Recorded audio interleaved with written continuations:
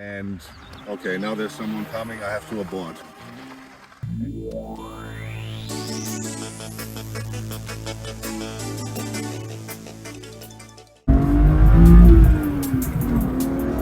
Let's rip it.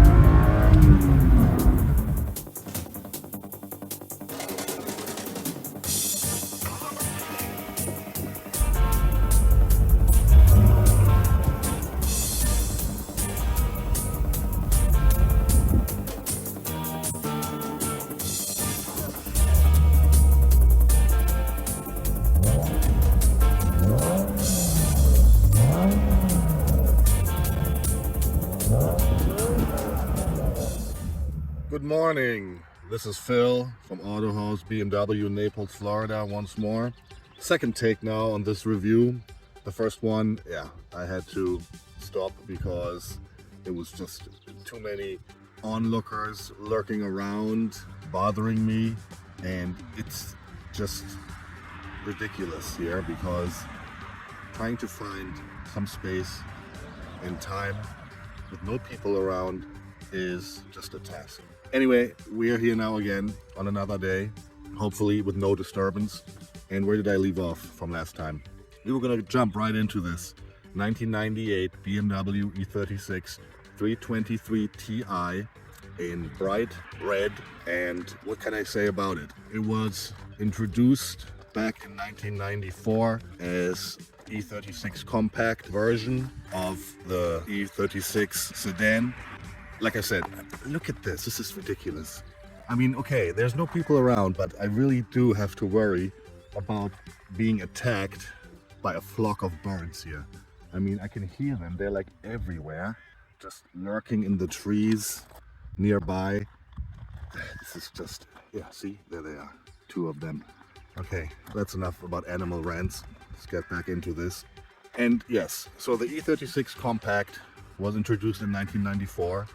Which in a way BMW tried to get into the compact segment market, competing with such rivals as VW Golf or Opel Astra. This is the product of it. It was actually it wasn't very well received when it was introduced due to the design. Some people or the press called it a hacked off E36 limousine because essentially what this car is, from the design, has the more or less front section of it is basically up to the A-pillar E36 sedan. Then, however, the doors are longer and of course it has a totally different rear. Some other things worth noting is that this car carries a lot of components from the predecessor of the E36, the beloved E30 series, actually, meaning they, due to space constraints, didn't take over the E36 rear axle design, but had to implement the old E30 rear axle due to space. So it has that going for it, or not, which also makes it very fun to toss around, but the rear end can have a life of its own if you're not too careful. Luckily this car has traction control, ASC, and even if it's a compact, it's not really that light neither. This weighs in about 1,200, 1,300 kilos, so it's not particularly light, but still very tossable. Coming back to the design of it though, this goes back to the original E36 design. It was introduced in 1990. Which was designed by BMW designer Pinky Lai. He conceived this actual E36 design with the new front, the covered headlamps, which was a radical change from the E30 3 Series, and made this car look much more modern. And still today, I think it's a pretty timeless design. It still has really modern lines going straight forward, smooth lines going for it. And it still really looks not dated, I think, compared to today's cars. The design really held up well. I think it's one of the more beautiful 3 Series designs and a timeless classic. This was actually quite a success, again, sales-wise for BMW back in the 90s. The compact version was, I think, second highest sales apart from the limousine. So even though it did receive a lot of criticism due to some design of the rear end or other bits and pieces that were carried over from the E30 family due to costs, I would assume. I'm sure they had, I don't know, E30 parts lying around which they wanted to use up as well. So cost was an issue here. This one more or less stood the test of time pretty well. This one, of course, is a little bit modified. It's not completely stock. So before I ramble on more about exterior design and how nice it is and whatever, let me get my crap together and we'll check out interior and the technical stuff under the hood and then go for a quick ride. So bear with me one moment. Okay, so let's get into the trunk of things. Again, traffic is picking up here, making lots of noise. So once more, let's get into the trunk and see what we got. So this is a typical hatchback design, which makes it quite useful actually in daily driving. It has a large opening, so you can fit a lot of stuff in here. Well, there's some stuff crap in here now, but anywho's. What makes it a little bit limited is, of course, you have the arch, the wheel welds from the axle. So the rear arches do take up some space, which could have been used, but overall it's very easy. It's very low entry point here, so you don't have to lift whatever you want to throw in here too high. You can fold, of course, the rear seats down, then you have even more space, so you can really put something long and big in here and carry it. Not sure if you want to put any newborns or small kids in here. They're probably going to be a little bit cramped, but yeah, other than that, not much to it. Basic trunk, and like I said, big opening, which makes it very practical in my opinion. Let me shut this. Oh. All right, let's check out what we got under the hood. Let's get in here. Let's see. Pull this. Trunk, the hatch release. Okay, what are we looking at? So here we are. So this model being the 323 Ti, which was actually only sold in Europe, I believe, not in the US market. The US market only got the 4-cylinder 4-bangers like 318 Ti, and this one was introduced in 1996, I believe, by BMW, 97, when they decided to revive the Ti name. If you know a little bit about BMW, the Ti was back then for the 2002 old model, sporty, small, compact version, and I assume they wanted to kind of bring that name back with respect to the old, famous 2002 Ti model. Essentially, what they put in was an inline 6-cylinder, in this case 24 valve, 2.5 liter engine code M52B25, which produces 170 horsepower, I believe 250, 145 Newton meters of torque. So for this size car, it's actually very well suited, more than enough power. Obviously, it's not a rocket by today's standards, but back in the day, enthusiasts were really joyful when BMW decided to put the inline 6 famous N52 engine into the compact model series. And this actually, when it was introduced, did receive very good reviews from the press. The revival of the old Ti spirit and so forth. So this is a very good power plant, very durable. Also, if maintained properly. Of course, there is the bigger version of the M52, the 2.8 liter, which was not available in this compact. So this was the top of the line engine you could get, and for that it worked out quite well. It revs very smooth, great throttle response, really smooth. You can just shift through the gears, and this just pulls and pulls, has good torque. This one actually has already a Vanos, the variable cam timing adjuster, single one, the M52 version, which helps a little bit torque-wise in mid-range, getting this puppy up to speed. So yeah, basically that's the engine. Obviously this one has been tuned a little bit, it's not stock anymore. Here we have the old bigger intake manifold from the M50 B25, the predecessor to the M52 engine. This will bring a little bit more HPs on top, more free flowing, because when they switched to the M52 version, they installed a smaller intake manifold with smaller runners to improve torque and also to reduce noise emissions and so forth, but choking it at high RPMs, limiting the max power output. So with this simple mod, putting the old intake from the M50, the bigger one, back on the M52, you can gain about 15 to 20 horsepower easily. So it's a more or less, well, it's not plug and play mod. You do have to do some minor tweaking to make it fit, but it's definitely something anyone can do who's inclined to work on cars and has some experience. So worthwhile mod to do. This will definitely open it up, and it will just rev to red line without breaking down and give it a nice little power boost. Okay, all right, let's get in this thing. What we got inside? All right, here we are in the E36 compact 323 Ti. First thing you notice is that the dashboard is nothing like a normal E36. This is another thing that BMW decided to carry over some old parts from the E30 series, and basically the dashboard is E30 style with a little bit different, but they took some bits and pieces from the old E30 series, which does make it look a little bit retro, more like 80s style. When the E30 series was running, the E36 has a much more smooth cockpit with smoother lines, not as hard cut as this one. I mean, it doesn't bother me.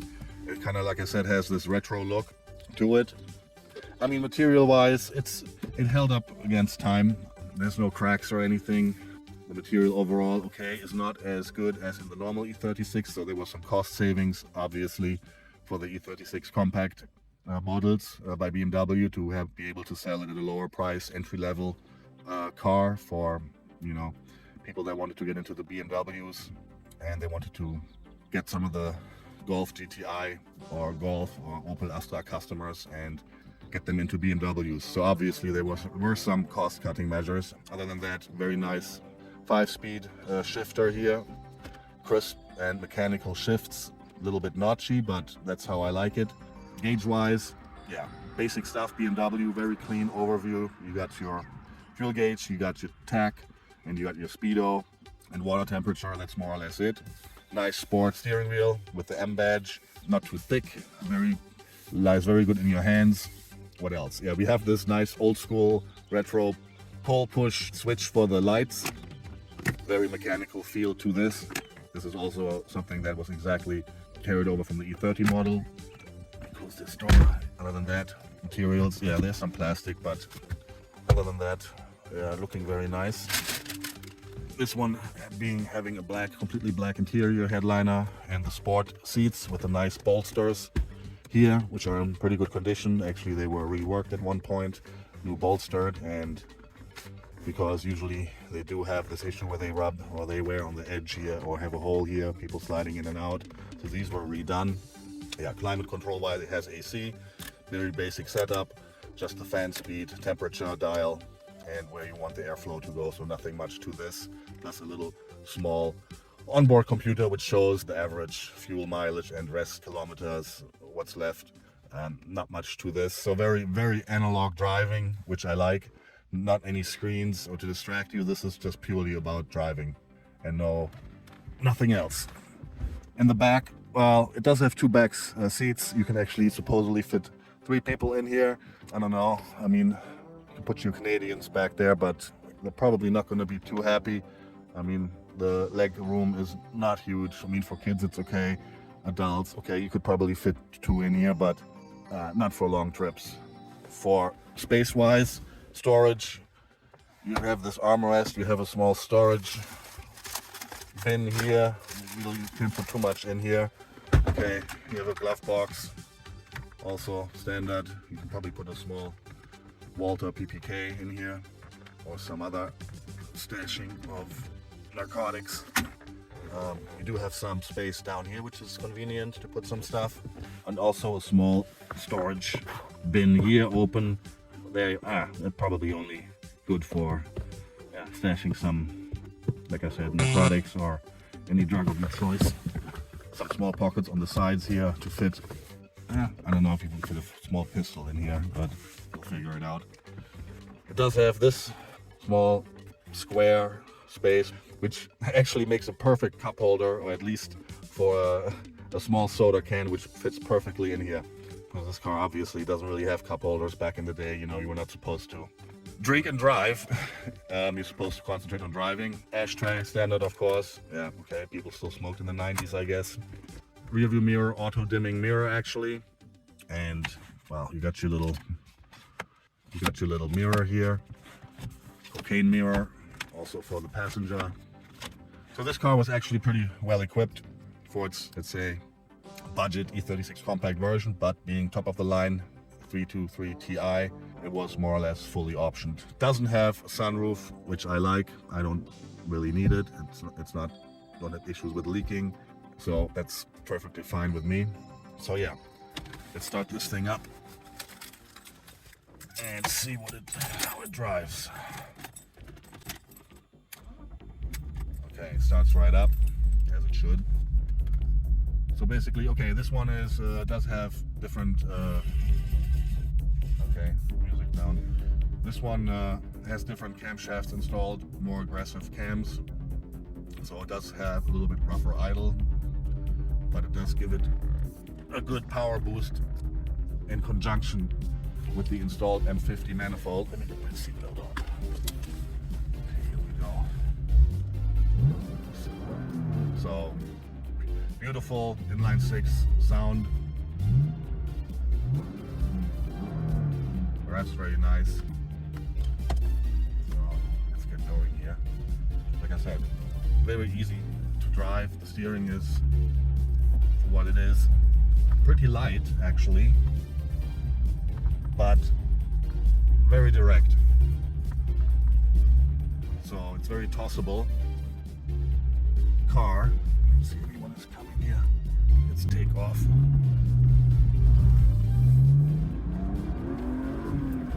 Yeah. So it revs beautiful. This wasn't even full throttle, just park throttle. So it gets up to speed, for sure. One thing to note is actually the BMW Z3, which was the Roadster, which was also introduced in the 90s, had more or less the same underpinnings as the compact version. So the Z3, the small Roadster, you probably know it from the James Bond movie with Pierce Brosnan when it was introduced. Except for the body shell, the underpinnings drivetrain with the old style E30 rear axle was carried over. So those two, the compact and the Z3, are more or less siblings in that respect, I would say. Which then obviously the Z3, very nice handling car, tossable. So this one more or less the same, just as a hatchback version. So you can cruise with it. I mean, you can put it in fifth and just let it roll, more or less, no problem with this inline six. There's plenty of torque for just cruising, but definitely enough power still to keep up with today's traffic, I would say. Let me make a left here. Oh, we're one-handed driving. This is actually not allowed, but oh well. Okay. Okay, just a little quick takeoff.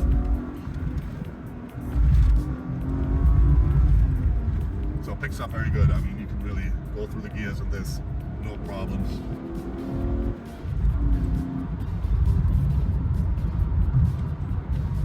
Very tossable, very fun handling car, enough power, not enough to kill you, but enough power to have fun and not break the speed limits by threefold immediately. So you can go through the gears, rev it up, and have your fun on an open country road. That's actually the terrain of this car. I mean, you can drive it on the highway. Of course, it's not as comfortable for long journeys. It's more or less country road driving, back road, tossing, turning, handling car, which there it performs perfect, in my opinion.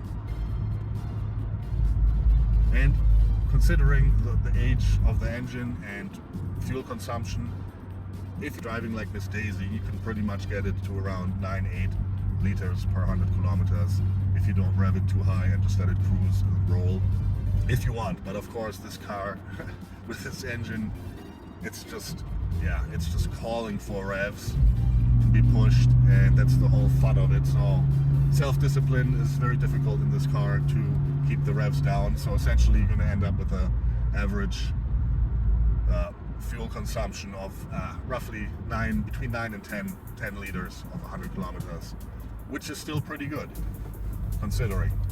But obviously this is not a car for daily driving. I mean, you can daily drive it, but for just some nice sunny days, you want to take it out and then let's rip it. So there we go. I had to speed up a little bit. There was someone coming up my ass. Okay. Well, this ends it here.